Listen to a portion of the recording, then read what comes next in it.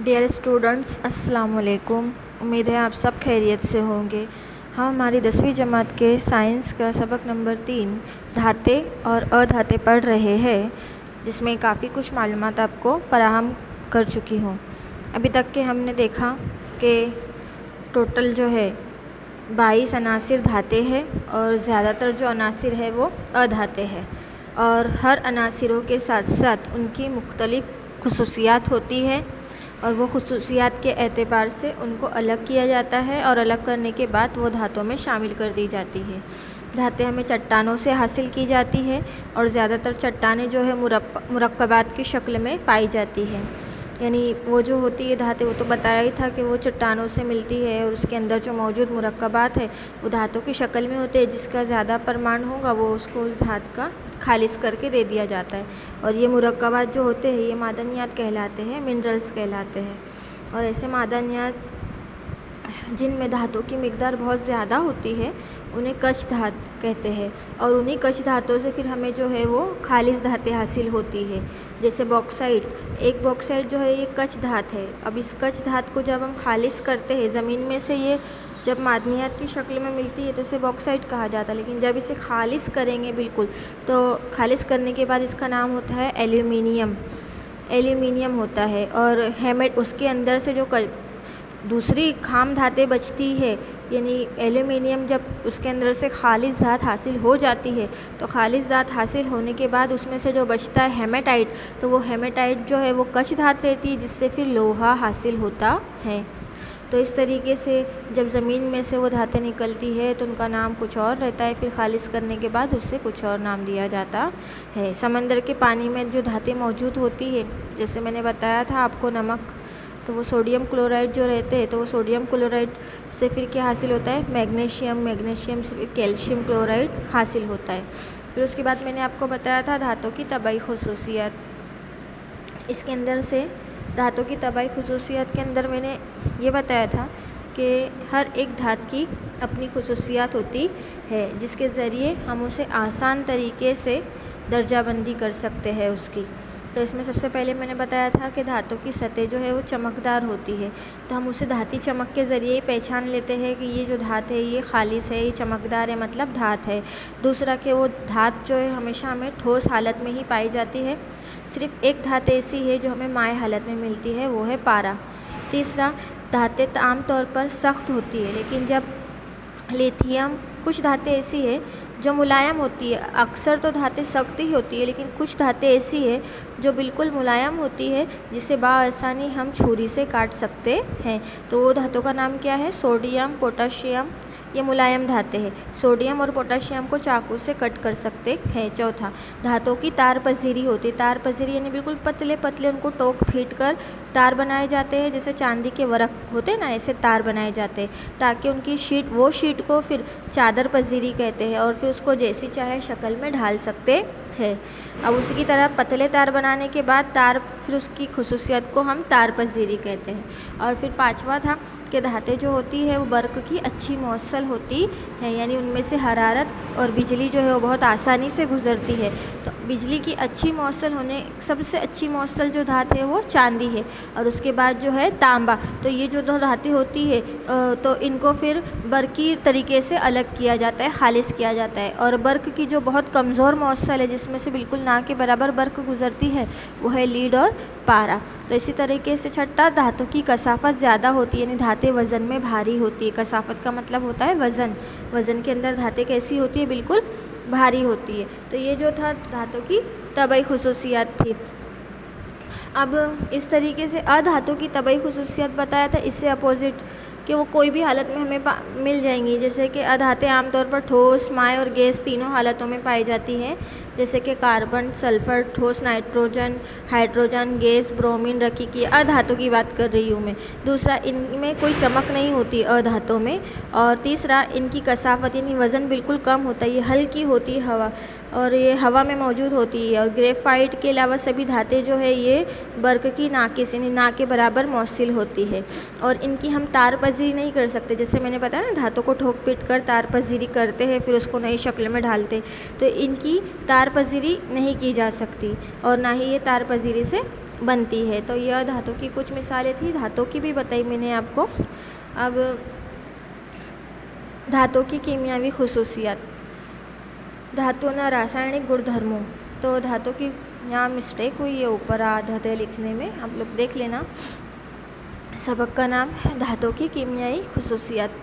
अब सबसे पहले धातु को जब हवा में जलाया जाता है तो क्या होता है? हवा में जलाने का मतलब क्या होता है कि इनका गैसों के साथ तामुल किस तरीके से होता है, इनकी केमिकल प्रॉपर्टीज़ क्या होती है। तो सबसे पहले इसका, जब धातु को हवा में जलाया जाता है तो वो ज़्यादातर ऑक्सीजन के साथ तामुल करती है। किसके साथ? धातें ऑक्सीजन के साथ मिलाप यानी तामुल करके अपना खुद का ऑक्साइड नया तैयार करती है। जैसे कि देखो यहाँ पे आप लोगों को एक पॉइंट दिखेगा, जैसे ऑक्सीजन और उसके साथ धात, जब ये दोनों को मर्ज किया यानी मिला दिया गया तो फिर क्या हुआ? एक गिव्स धात ऑक्साइड, यानी जब ये मिलाप करती है तो ये अपने खुद के ऑक्साइड बनाती है, अपने खुद के ऑक्साइड तैयार करती है। तो इस तरीके से धातों का जब ऑक्सीजन के साथ तामुल करते हैं तो वो धातों को खुद का अपना ऑक्साइड बनाती है, जिससे हमें क्या हासिल होता है? धात ऑक्साइड। तो ज़्यादातर धातें जो है ऑक्सीजन के साथ तामुल करती है, अपना ऑक्साइड बनाती है, और धातु के ऑक्साइड असासी यानी बेस फितरत के होते हैं, और ये ऑक्साइड पानी में हल होकर असास यानी हाइड्रो ऑक्साइड बनाते हैं। और कुछ धातें ऑक्सीजन के साथ तामुल करके अलग अलग खुसूसियात बनाती है। अब जैसे कि देखो यहाँ पे कुछ मिसालें दी गई है। Fe+3O2, Fe यानी आयरन, Fe किसका फॉर्मूला है? आयरन का, और 3O2 ये ऑक्सीजन का। जब ये दोनों का तामुल होगा ऑक्सीजन का और इसका, तो यहाँ पे हमें क्या हासिल होगा? Iron oxide. ये किसकी बात बता रही? Reaction of metals with oxygen, यानी ऑक्सीजन का धातु के साथ तामुल। कुछ धातु को ऑक्सीजन के साथ तामुल करके उनके ऑक्साइड बनाए जाते हैं। तीसरा है एल्यूमिनियम को जब ऑक्सीजन के साथ तामुल करेंगे तो क्या बनेगा? Aluminium oxide. ऐसे ही जिंक को जब ऑक्सीजन के साथ तामुल करेंगे तो वो जिंक ऑक्साइड बनाएंगी। फिर पोटाशियम को, यानी पोटाशियम का फॉर्मूला क्या है? 4K+O2 एक गिव्स 2K2O। तो यानी ये क्या बना? 4K यानी पोटाशियम, O2 यानी ऑक्सीजन, और दोनों का एक गिव्स हुआ तो 2K2O यानी कि पोटाशियम ऑक्साइड बनता है। यानी कि यहाँ पर कुछ इस तरीके से भी तामुल होता है, जैसे कि 4K+O2। अब इनका एक गिव्स हुआ तो हमें क्या मिला? 2K2O यानी पोटाशियम ऑक्साइड। याद रखना आप लोग।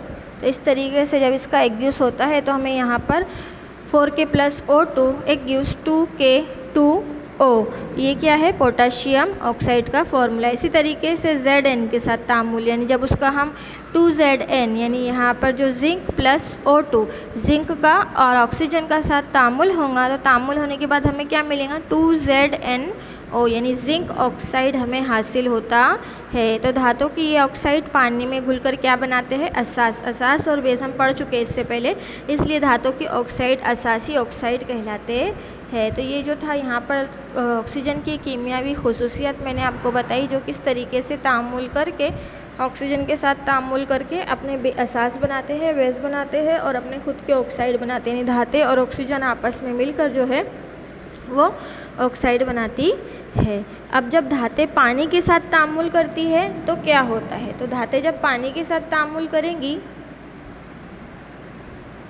तो क्या होगा? तो यहाँ पर दिया है कि धातें जब पानी के साथ तामुल करती है तो हाइड्रोजन गैस बनाती है, और कुछ धातें पानी के साथ कमरे के दर्जे हरारत पर गर्म पानी के साथ और कुछ धातें भाप के साथ तामुल करती है, और उनकी शरह अलग अलग, शरह यानी इनकी जो कद्र होती है, वो जो अमल होता है उसके बाद की, तो बिल्कुल अलग होती है। धातें पानी से अमल करके धातुओं के खुद के हाइड्रो ऑक्साइड बनाती है।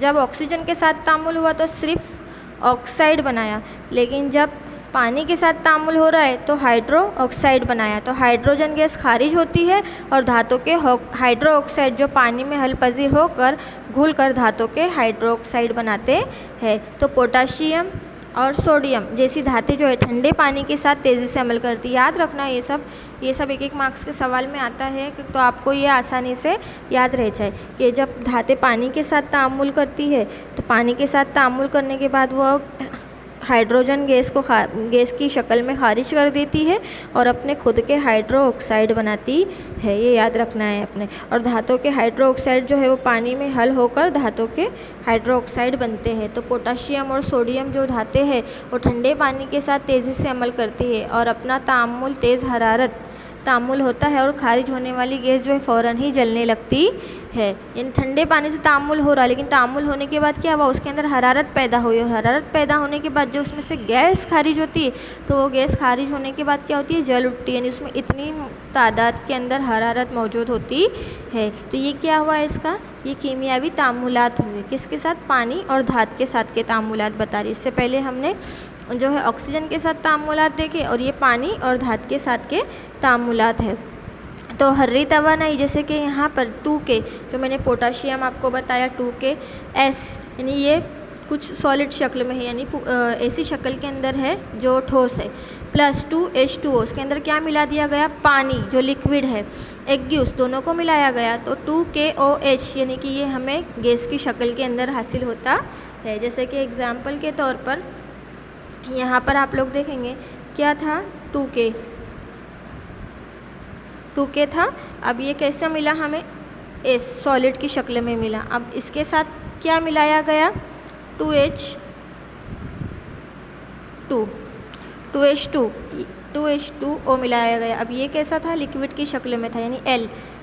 अब ये जब इन दोनों का तामुल हुआ तो तामुल होने पर सबसे पहले तो 2KH है, ये H ये मिला हमें जो है माई की शक्ल में, यानी लिक्विड की शक्ल में, और खारिज उसमें से क्या हो गया, ये प्लस की निशानी है, खारिज हुआ उसमें से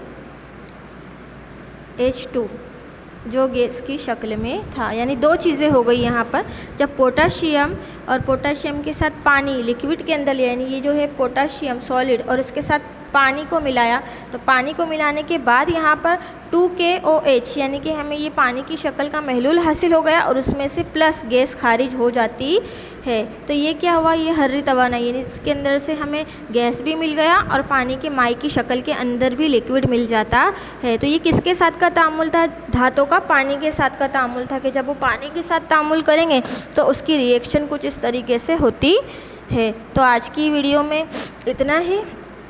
कुछ नहीं समझ में आता है तो आप सवाल पूछ सकते हो मेरे से, और कल इंशाल्लाह हम इसके आगे का हिस्सा पढ़ेंगे। ठीक है, चलो अल्लाह हाफिज़।